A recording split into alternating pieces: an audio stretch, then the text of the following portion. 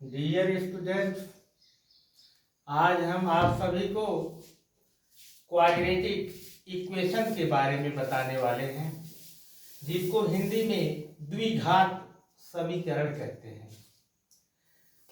ऐसा समीकरण जिसकी अधिकतम पावर 2 हो, अधिकतम घात 2 हो, वह चाहे जितने पदों का हो, हमें पद से नहीं मतलब, पद यानी इंग्लिश में जिसको टर्म बोलते हैं।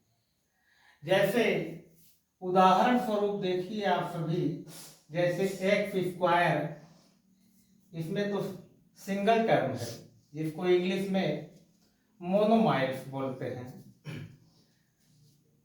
यह देखिए एक्स स्क्वायर प्लस 2, यह 2 टर्म वाला क्वाड्रेटिक इक्वेशन है जिसको बाइनोमाइल्स बोलते हैं इंग्लिश में।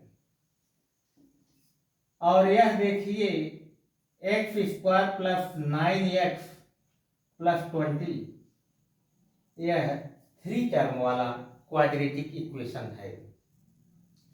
अर्थात क्वाड्रेटिक इक्वेशन ऐसा होना चाहिए जिसमें उस व्यंजक की अधिकतम पावर, उस पॉलीनोमाइल्स की अधिकतम पावर 2 होनी चाहिए।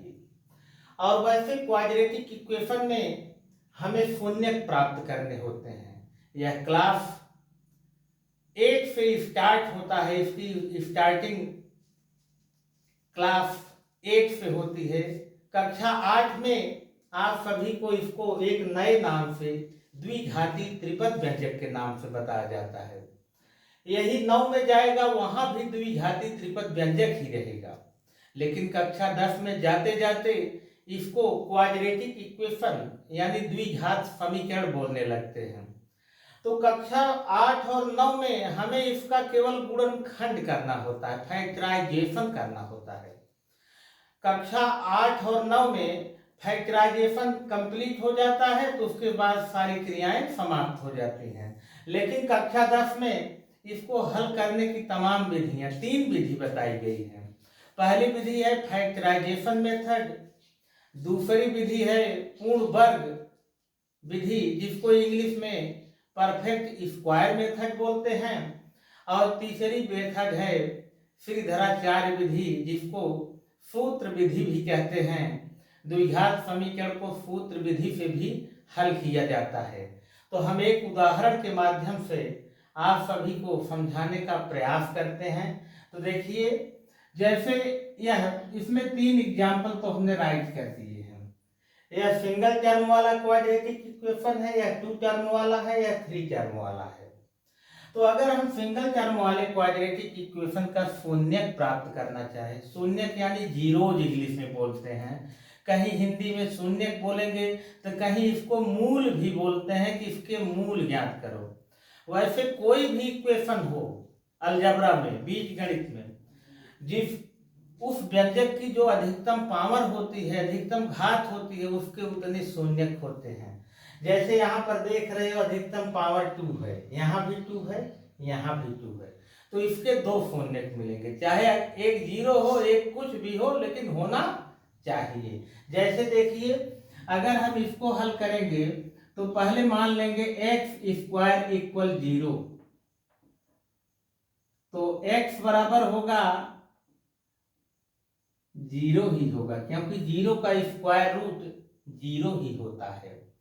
इसी तरह जब हम इसको हल करेंगे तो यहां पर हम इसको मान लेंगे पहले एक्स स्क्वायर प्लस 2 इक्वल 0, फिर यहां हम राइट करेंगे एक्स स्क्वायर इक्वल 2 को उस साइड ले जाएंगे, ट्रांसपोर्ट करेंगे, यानी पक्षांतर हिंदी में जिसको कहा जाता है, तो यह हो जाएगा -2। अब नेगेटिव नंबर का तो स्क्वायर रूट निकलता नहीं है, तो इसको हम क्या करेंगे, ऐसे ही x बराबर प्लस माइनस अंडर रूट -2 ही राइट कर देंगे। और फिर इसको देखिए आप सभी लोग, यह क्वेश्चन है, यह भी द्विघात समीकरण है, क्वाड्रेटिक इक्वेशन है। इसको हम हल करेंगे। पहला है फैक्टराइजेशन मेथड। फैक्टराइजेशन मेथड क्या होता है, देखिए, तो इसके मध्य पद को 2 भागों में विभाजित करके हम गुणनखंड करेंगे। कैसे करेंगे, जैसे हमें दो संख्याएं ऐसी सर्च करनी है, खोजनी है कि जिनका गुणनफल 20 हो और प्लस करने पर 9 आए, ऐसी दो हमको संख्याएं खोजनी है। तो देखिए हम संख्याएं खोज रहे हैं।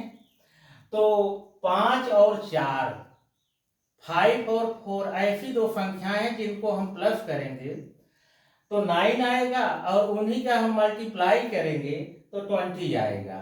तो हम इस 9x को यहाँ से गायब कर देंगे और इसको कैसे लिखेंगे देखिए, एक्स स्क्वायर प्लस जो नंबर हमने सर्च किए हैं 4 और 5, तो यहाँ लिखेंगे 4x प्लस 5x और प्लस 20। यहां पर 4 टर्म बन गए। अब हम दो दो का ग्रुप बना लेंगे। कैसे? एक्स स्क्वायर प्लस 4x का एक ग्रुप हो गया और दूसरा ग्रुप हो गया, यहां पर हम बराबर 0 जरूर राइट करेंगे, चाहे कोई भी हो, हमेशा बराबर 0 लिखते ही जाएंगे। फिर यहां पर देखिए अगला ग्रुप बन रहा है 5x प्लस 20 का ग्रुप बन रहा है। तो 5x प्लस 20 का एक ग्रुप बन गया, इक्वल 0 जरूर लिखा जाएगा। फिर उसके बाद हम इसमें से कॉमन लेंगे, यानी उभयनिष्ठ गुणनखंडों को बाहर कर देंगे। उभयनिष्ठ गुणनखंडों को बाहर कैसे? जैसे यहाँ पर देखिए x यहाँ भी है, यहाँ भी है, तो हम x को कॉमन ले लेंगे। तो यहाँ एक x डाउन यानी कम हो जाएगा, तो बचेगा x केवल और यहाँ पर प्लस 4 बचेगा। फिर अगले ग्रुप में हम देखेंगे कुछ कॉमन लेने के लिए। देखिए 5 का टेबल 20 में जा रहा है, तो 5 को हम कॉमन ले रहे हैं। तो जब 5 को कॉमन ले लिया तो यहाँ पर बचा x प्लस 4 ही बचेगा। तो 5 और 20 इक्वल 0 राइट करते रहेंगे। फिर यहाँ देखिए पुनः हम कॉमन लेंगे, x प्लस 4 सेम है, तो इन दोनों में से एक ही कॉमन लेंगे, x प्लस 4 को ही लेंगे और एक कॉमन हम ले लेंगे x प्लस 5 को। यहाँ पर हमें इसके दो फैक्टर फाइंड मिले हमको। पहला फैक्टर है x प्लस 4, दूसरा है x प्लस 5। तो अब हम शून्य ज्ञात करेंगे, यानी जीरो जिसको कहते हैं, हिंदी में शून्य कहते हैं, मूल कहते हैं। जैसे पहला फैक्टर x प्लस 4 है, यहाँ देखिए x प्लस 4 इक्वल 0 मान लेंगे, तो x इक्वल क्या होगा? -4 होगा। अब दूसरा फैक्टर क्या है? x प्लस 5, इसको भी बराबर 0 मान लेंगे, ब्रैकेट नहीं लगाएंगे, यहाँ पर 0, तो x बराबर भी -5 हमको फाइंड हुआ।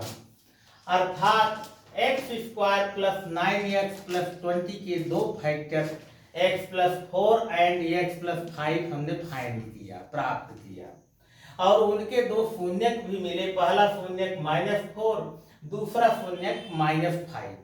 हाई स्कूल कक्षा 10 के फाइनल में इन्हीं चीजों को शून्यकों का नामकरण किया जाता है। जैसे पहले शून्यक को अल्फा द्वारा व्यक्त करते हैं, जैसे अल्फा बराबर -4 हुआ, और दूसरे शून्यक बीटा को हम -5 से डिनोट करेंगे, यानी दो शून्यकों का एक एक अलग अलग नाम होगा, पहले का अल्फा, दूसरे का बीटा। यहाँ पर हमें कोई भी क्वाड्रेटिक इक्वेशन हो, अगर हम उसको सॉल्व करेंगे, हल करेंगे, तो हमें उसके दो शून्यक जरूर मिलेंगे, क्योंकि क्वाड्रेटिक इक्वेशन की अधिकतम पावर 2 होती है, चाहे वो सिंगल टर्म का हो, चाहे वो डबल टर्म का हो, चाहे वो ट्रिपल टर्म का हो, कोई भी हो। तो डियर फ्रेंड्स, ये हमारा वीडियो आप सभी को कैसा लगा? अच्छा लगा हो तो लाइक करिए, सब्सक्राइब करिए, अधिक से अधिक शेयर करिए, बेल आइकन की घंटी जरूर प्रेस कर दीजिएगा। यही हमारी आप सबसे गुजारिश है, अधिक से अधिक हमारे वीडियो को शेयर करिएगा।